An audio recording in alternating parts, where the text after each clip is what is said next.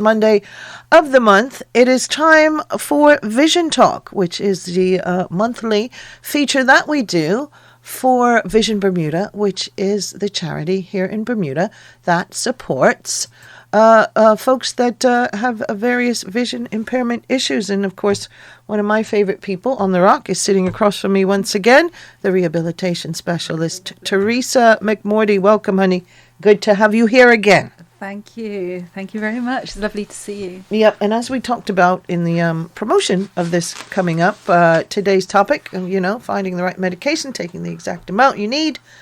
And of course, for a lot of us that have perfect vision, that can be challenging, right? But we're going to, of course, address some needs for those who are vision impaired. So, Theresa, how are things going? It's ticking along. I have seen various activity down there at Beacon House. So we'll talk about that a little later, I guess, about some of the things that have come up and folks that have jumped on board with some funding. So right now, though, we really want to take a little bit of a deep dive into this because, of course, it is important to take your medications correctly.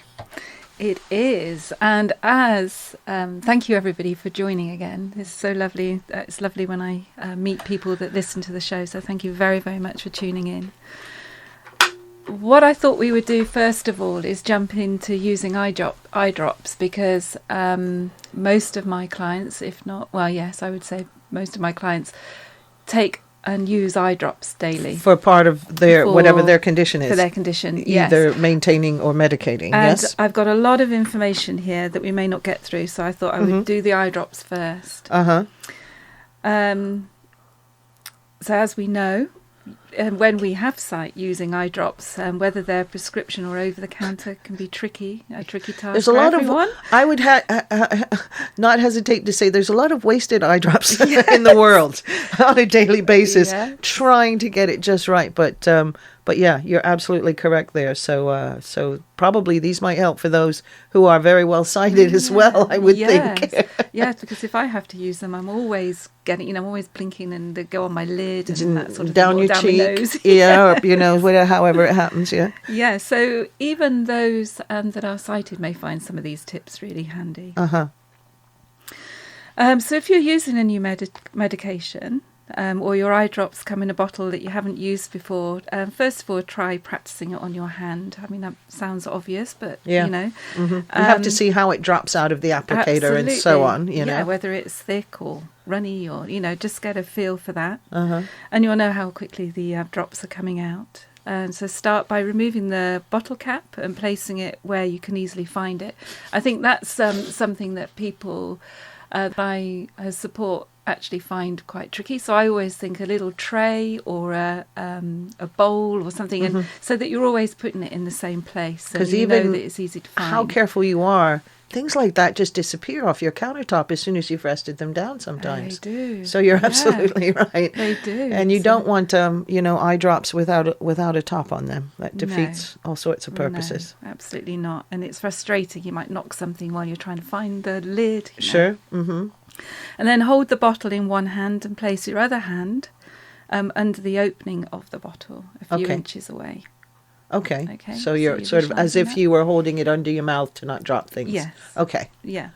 And tip the bottle upside down without squeezing and check to see if you feel any drops coming out in your hand at that point. And if you don't feel drops, just squeeze the bottle lightly until they do. And that way you'll understand how quickly the drops are coming out and how much pressure it takes for a drop to come out. Now, putting them into your eyes, it's a good idea to lie down or to sit with your head tilted back, which is more relaxing than standing up. When you stand up trying to look in the mirror, doing it that way, or a magnifier, even a magnified mirror. Place the cap on or near a landmark again. It's helpful to have a tissue on hand, so you can dab away those little extra Don't drops. have to use your sleeve, in other words. Yes. Yeah. If you're putting drops in both eyes, start with the same eye each time. That's a big tip because this helps you keep track on which eye you've treated. Now, that might sound like silly because we only have two eyes, but still it's good because sometimes you have to give the drops a little break in between, and then you're thinking, oh, now did I just do my left eye? I can't remember. So that is that's a good little tip. And then having a helpful technique to gently hold your eye open to guide the dropper to the right place. And we're going to start with the left eye. So once you're lying back and you're comfortable, the next step is to use your left hand to gently pull down your left eyelid. One easy way to make sure you're reaching to the right place and not touching your eye by mistake is to anchor your hand by placing your left index finger on your forehead just above the left eye. So we're pulling the lower lid down. I'm just defining this here. We're trying to pull the lower lid down. Is that what you're saying? At the moment, we're going to be pulling the upper lid up. Okay. And then you're placing your thumb underneath below your eye, and then that's your lower lid down. Got you. And you're creating a little pocket by doing that. And with the eye drops then in your right hand, lay the bottle horizontally across the bridge of your nose. Oh, okay. So you're not holding it directly upside down then. That's right. Clever. Yeah, okay. Making sure the tip is over your left eye and keeping your eye open. Tip the bottle so it points slightly downward, but not so far that it touches your eye or your eyelid or your lashes. So, like we say, that's across your nose, the bridge of your nose, pointing straight down. Yes. Yeah, well, that makes sense because then you're not going to poke your eye by mistake now, are you? Yeah. Or wondering when that drop's going to come. When's it come? You know, there's something about the hesitation, from the top, the anticipation. Yes. Yes. And if you need to, squeeze the bottle gently to release the right number of drops. And once your eye drops are in place, let go with your thumb and close your eye. And then bring your index finger into the inside corner of the eye and press it lightly against your nose. Okay, so that sort of allows the drops to fall into the inner corner of your eye then, rather than getting squeezed out on the side, which is where it wants to go. Exactly, and it helps to close the tear duct so your eye drops will stay where they belong. Really? Okay. Yeah. Makes sense. Yeah. Yeah, it does. I mean, I didn't realise this until I was sorting this out myself. Gotcha. So it's good, yeah. Stay sitting or lying in the same position for a couple of minutes to let the medication absorb. And then we'll do it again with the right eye. So you put the eye drops in your right eye, just switch the directions. Using your right index finger to anchor your hand and your right thumb to pull your lower lid down. Down. I'm confusing people now. Open. Yes. Then hold the bottle in your left hand while you lay it across the bridge of your nose and squeeze in the. Then close your eyes and lightly press the tear duct closed with your right index finger, and stay still for a couple of minutes to let those drops absorb. And sometimes it's hard to tell whether your eye drops have landed where they're supposed to. So here's a tip that may help. You can ask your pharmacist whether your eye drops can be kept in the refrigerator, because when they're chilled, that can make it easier to feel them on the surface of your eye, and you'll know if you've missed or if you've got the right angle. So, do some loss of sight conditions make the surface of your eye less sensitive to feeling things? Maybe then. I mean, I'm just sort of asking. So, if it's colder, the sensation is stronger when it hits your eye. Yeah, I mean, it's different for everybody, but yes, as a rule, if they're colder, you can feel that sensation. Where a lukewarm drop, I mean, most eye drops are kept in the fridge, if I understand correctly. But yes, it helps. It helps because you've got. So you know it's hit your eyeball itself. Yes. And not snuck away, because if it was, I guess, lukewarm, it's sort of the temperature of tears then, so it might be hard to tell. Yeah, if you've got it in the right place. And as with anything, really, the more that you do it, the easier it will be. So don't worry if you do that technique and it runs out of your eye or something like that. Just have another go and use a tissue to dab away any of the medication without rubbing your eye. Don't rub your eye, just dab your eye and allow it to rest and soak in. And with any type of medication, putting it back in the same place when you're done, in the right same shelf in the fridge or on the side, wherever you're putting it, is much easier to find it next time. And marking or labelling the bottle can help you keep your medication organised and the dosage right.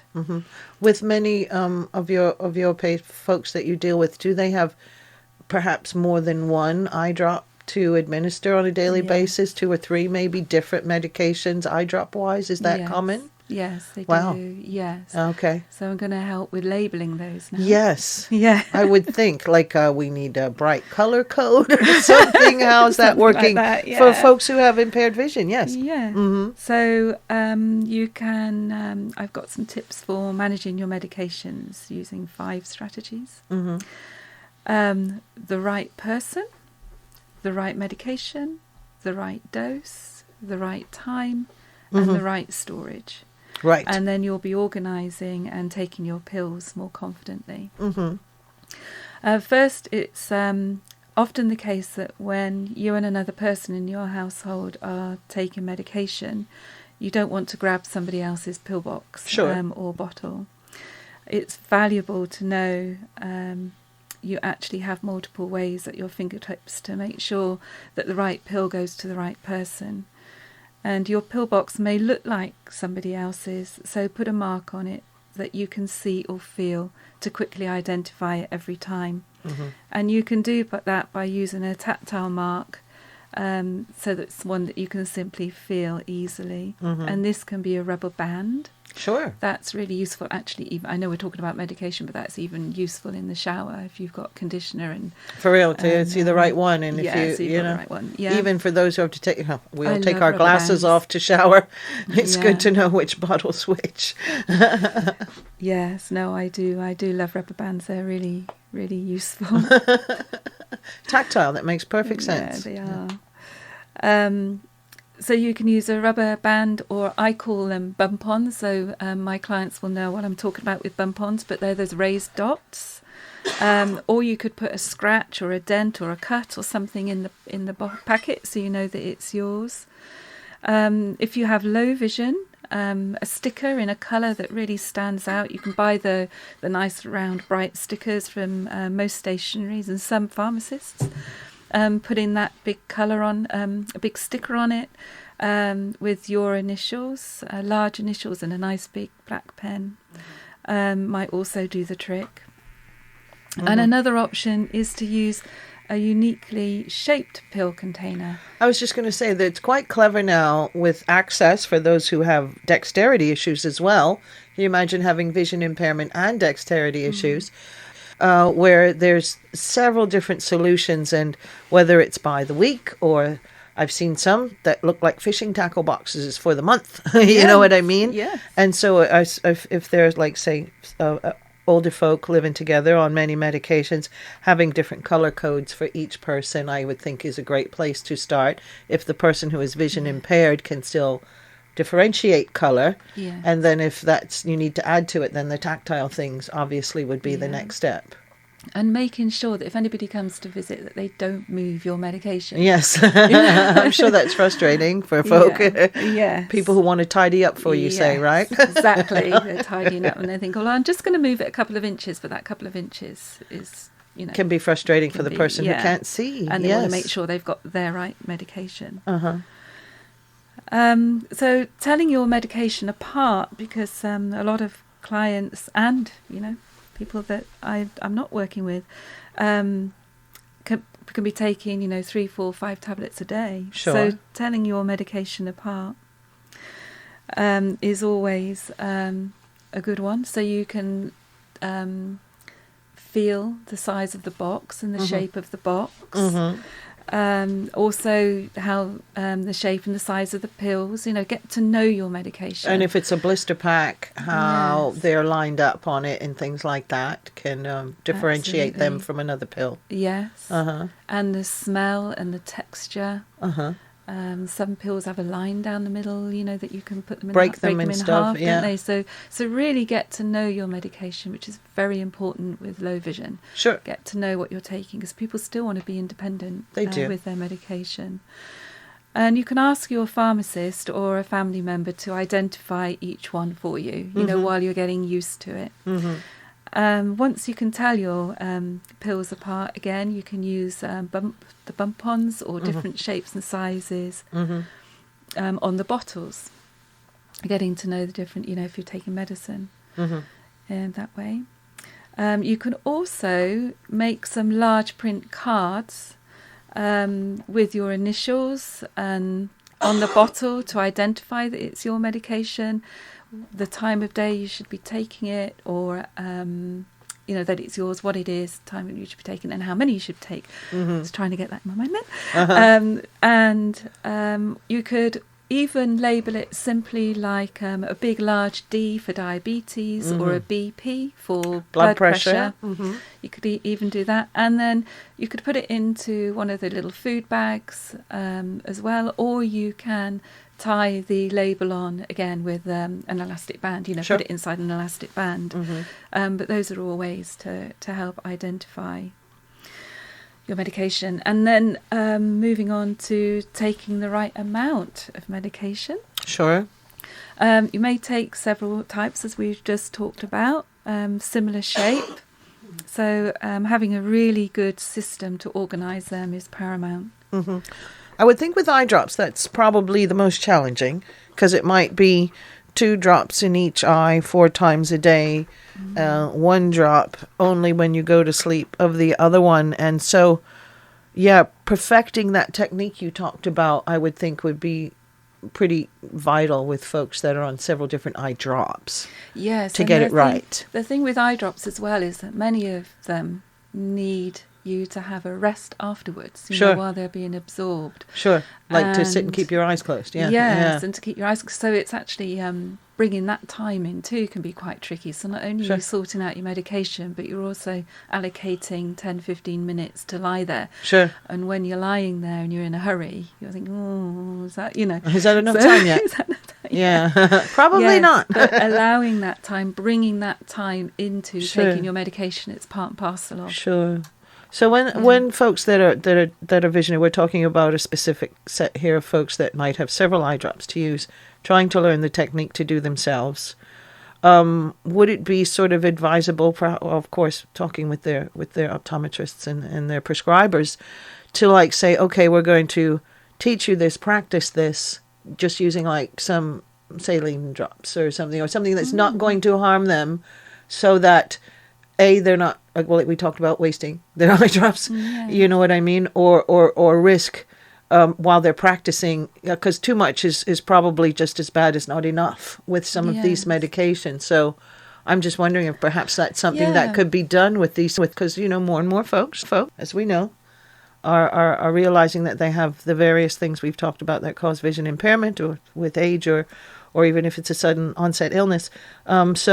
So yeah, that would, I wonder if that's an option to learn that, because like we said, it could be someone who's on like 3 different eye drops that are on several different regimens, and the amount you put in your eye is very important for it to do its job. Yes. Yeah, I've never thought of that. Well, so that's certainly worth asking. Just throwing it out there. It's a good point. It's worth asking. Yeah. Because, like I said, you know, gosh, we won't even talk about, you know, the budget of being able to afford medication. Sometimes the elderly folks on fixed income who might be dealing with what we're talking about. So anyway, something to ponder. Yeah, absolutely. Something to ponder for future discussion. Yeah, it really is. Yeah, because the technique you're talking about, like I said, sometimes I have trouble. I mean, I have a little bit of allergies and I have a little bit of dry eye from my thyroid condition that I have. So yeah, sometimes I'm like, gosh, just want to get more of it in my eye and not down the side of my cheek when you bought it. In how you get on with it across the bridge I'm going to try it, sitting down with my head back thing, because you always think, well, I have to look in a mirror. Yeah. And I have a double vision issue if I take my glasses off, so you can imagine. But closing one eye helps. Yeah. But I can only close one eye, and if that's the one I'm trying to get drops in, that technique doesn't work at all. There we go. I can only wink with one eye. No, but that's right. So anyway, it's interesting to think about that, and perhaps we've we've created something else that you can be helpful with your clients with. We're going to learn how to put in eye drops and count how many you need and all of that stuff. Absolutely. And when you're marking up medication, you need to know, is it 1 pill, 3 pills? Exactly, you know, for the same reason. Then marking the packet again with either the raised dots or the extra. You know, you'd have to have a system in place. Sure. You couldn't use the elastic bands for everything. Sure. You know, because you'd get confused, wouldn't you? So having a system in place, or scratching a symbol on the packet or on the bottle. Something tactile that you can feel. Something that you can feel, you know, making some notches in it, you know, that you know how many to take within that so that your fingers can quickly recognise this information. One of the other things that I really love, it's a piece of equipment, is called a pen friend, and I absolutely love this piece of equipment. It's a little electronic device, and there's some sticker dots, and they've got some little, well, they're electronic inside them somewhere, and you speak into the microphone of the pen friend while it's on the dot. So you could say 2 times a day, for example. And as you then every time that you then put the pen friend on that little dot, it will say 2 times a day.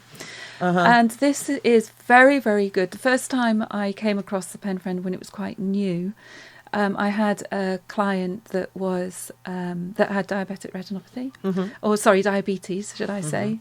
And he was concerned that in his fridge he wanted to use the medication in date order, so using the oldest first.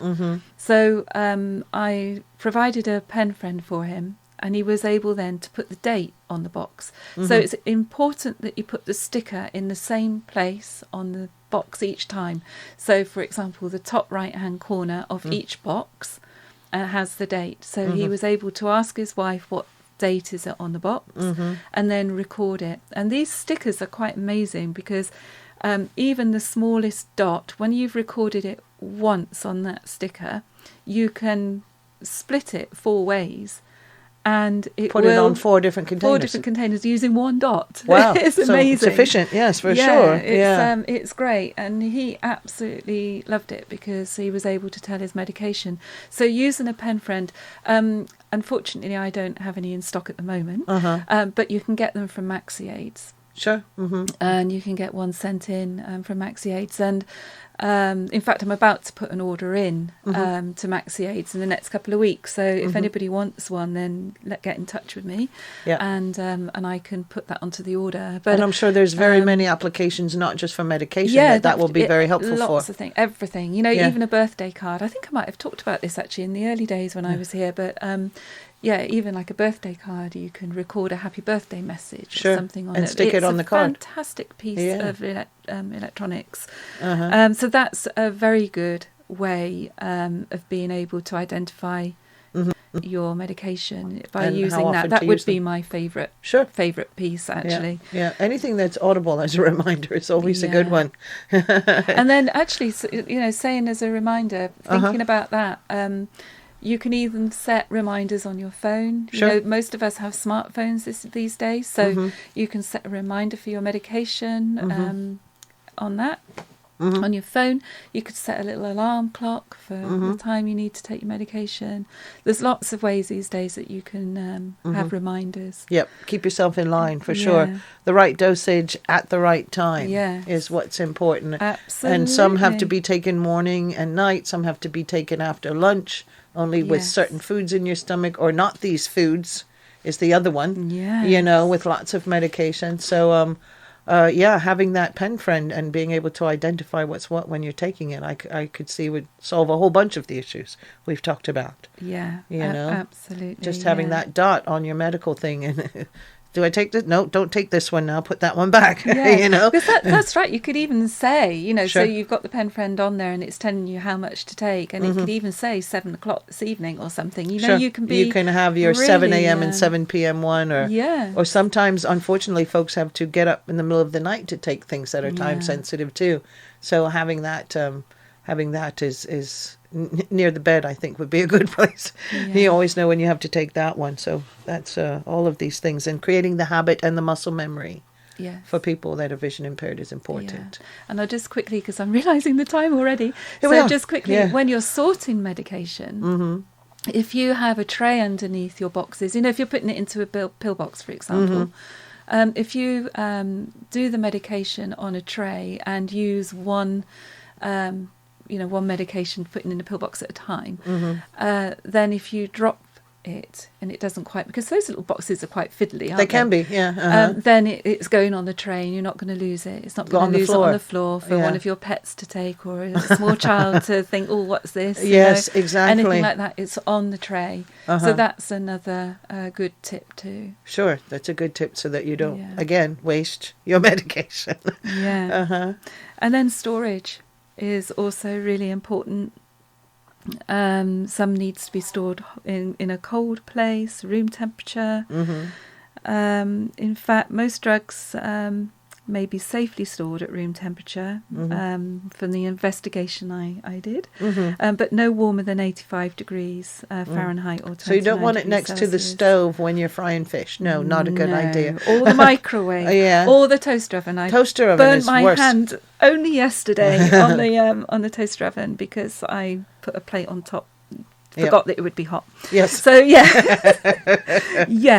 nowhere near there. Nowhere near where you're going to have a heat source. No heating sources close by. And of course we have trouble with humidity. Yes. Here. Dampness. So, in the UK I would say don't store it in the bathroom because of the humidity, but here, being mindful of where you're storing it because of the humidity as well.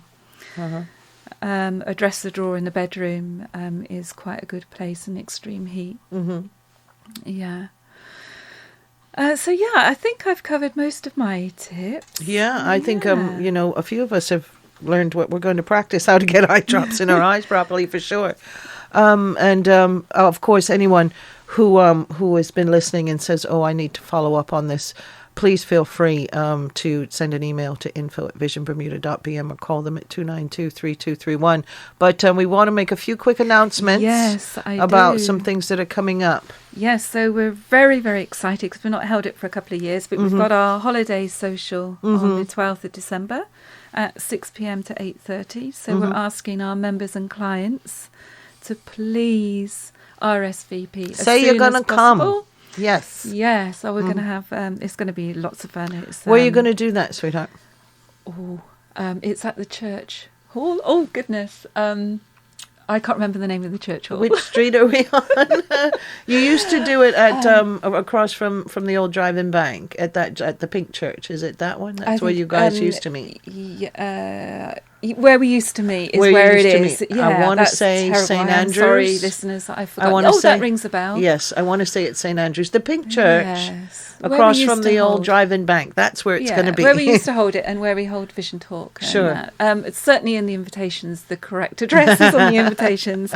Teresa's still pretty new here, so we're not mad at her because she forgot the name of the church. But that's great. So all your clients and their loved ones and all. If some of my clients are thinking, well, I haven't had an invite yet, it's on its way. Gotcha. We're going through the process right now. And if you haven't had an invite and you would like one, then please get in touch with us again. I'm not saying you're not on the list, but get that space because they will sell out. I say sell out, it's free, but they will go fast. So please call Phyllis on 292-3231 to RSVP. And then today, Phyllis and I were presented with a check from Digicel for $5,000. Thank you so much. Good on Digicel. Which they raised during the Butterfield. Their team did the fundraiser. That was awesome. Yeah. Yep. And we're hugely thankful to them for raising that for us. They're just awesome. Thank you. And we have to say a huge thank you again to Digicel because they're continuing to support us by providing us with their boardroom. And we run small awareness groups there. So this month we had a glaucoma talk. And we invited our clients with glaucoma, and then they could come and share experiences, and we're starting a support group with that, with them, and other eye conditions as well we will continue to do.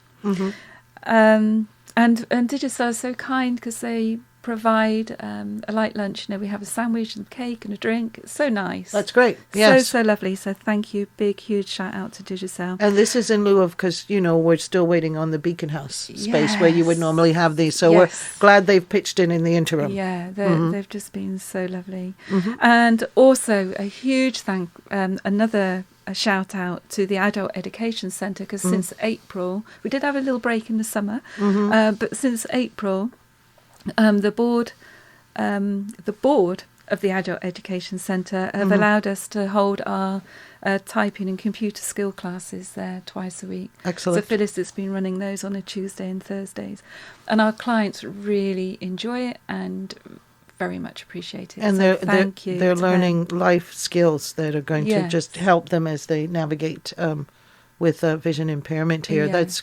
That's great, and it's good. They have the space, they have the facilities, the infrastructure, and we're glad that they're doing that. But again, that will, once Beacon House is all sorted, that's where we'll move to. That's exciting because we have most of the money now. Sure. So all it is waiting for our workmen that have gone on and done other jobs to come to back have to time. us. Please come back to us. Yes, skilled craftsmen are needed. Yes. Yes. So but timing for sure. It will be soon, hopefully by the end of January, I'm told. So I'm going to say that this time because I've always said, I don't know. But I'm hoping if we can get the skilled workmen on site, then by the end of January, we should be ready to then start moving into it. The building work will be completed, but then we need to, do everything else. But that is very exciting. It really feels so close now. That's great. And I'm sure once we get to next month's Vision Talk, which will be Monday the 12th of December. Yes, so that's the date of our party. Okay. So I'm not quite sure what I'm going to do that on yet, but Gotcha. I'm thinking I'll have a Christmas theme. Sure. So yes. Awesome. Yeah. Good stuff. We've given people a lot to listen to today, and like we said, any questions, you can email info@visionbermuda.bm or call the office at 292-3231 and check them out on Facebook too. Thank you. And any donations are hugely welcome. You can as either always. Donate by ringing in, or our website has a donate button. Awesome. So yes, thank you. Thank you, everybody. Teresa, for all that research, and I wonder how many people are going to be practicing putting their objects in tonight too with your technique. So anyway, good stuff, and always a pleasure having you here, my friend, and look forward to the next time. Thank you. Yes, thank you very much. Take care. You've been listening to Vision Talk, folks, every second Monday of the month, right here on Ocean 89, brought to you at 6:15. Thank you for joining us. Ocean 89.